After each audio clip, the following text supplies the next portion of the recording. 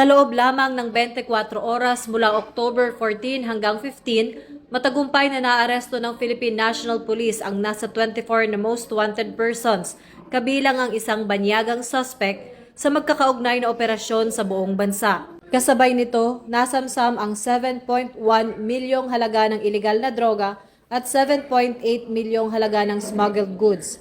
Kabilang sa mga nadakip ay may kasong rape, murder at child abuse, habang ang naarestong Korean national ay may kinakaharap na kasong serious illegal detention sa Cebu. Sa mga isinagawang bypass at interdiction operations ng PNP at PIDEA sa mga lugar tulad ng Kalinga, Laguna, Cavite, Rizal, Cagayan de Oro at Bacolod, nakumpiska ang shabu at marijuana na may kabuang halaga ng lampas 7 milyon. Sa Sultan Kudarat naman, nakumpiska ang mga ipinuslit na sigarilyo na nagkakahalaga ng mahigit 7.8 milyon.